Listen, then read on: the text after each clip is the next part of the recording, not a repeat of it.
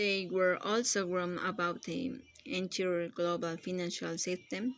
In July 2007, Moody's issued a special comment entitled "Another False Alarm in Terms of Banking Systemic Risks but a Reality Check."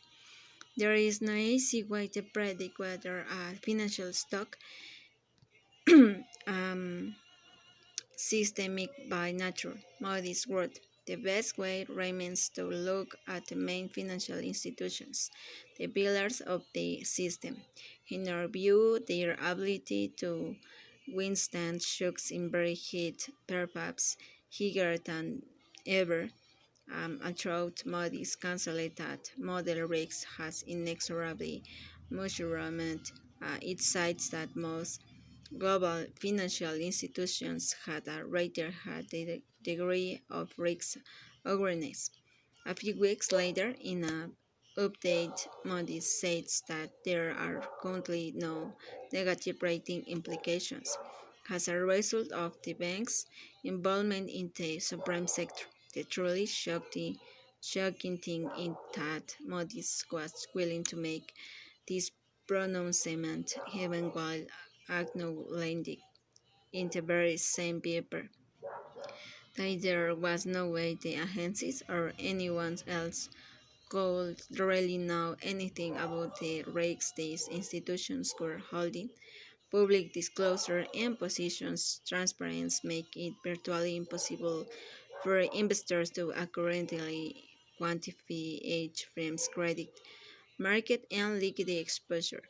That was precisely the problem. The issue wasn't actual cash losses, it was uncertainty.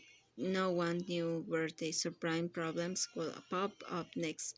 No one could figure out what any of this stuff was worth. No one believed what anyone else said about what is one worth, and no one believed that anyone who was supposed to know something actually did. That included the nation's top regulators. I'd like to know what those damn things are the word.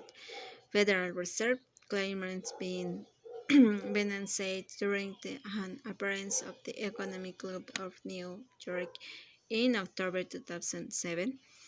Bernanke's comment infuriated at outspoken, deeply skeptical Georgia Mutual fund manager named Michael Erkin. Not long after the Fed chairman's speech, Erkin wrote in his monthly letter to investors since the Phillips shot was fired across the credit bond in February 2007. Investors have been force-fed a constant diet of half-truths and worries regarding the natural and status of the moment. Mortgage-based derivative machines on the housing market probably inflated. The fact that the credit crisis has now turned into a confidence crisis should serve as a wake-up call to Wall Street, the Treasury, and the Fed.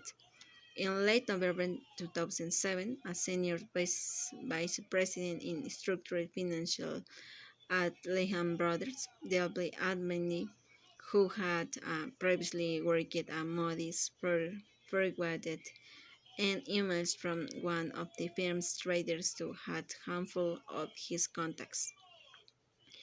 The wheels of the bus are falling off, falling off, falling on. The wheels on the bus are falling off all over Wall Street. William May, managing director at Moody's, wrote back, "I think he's stock optimist."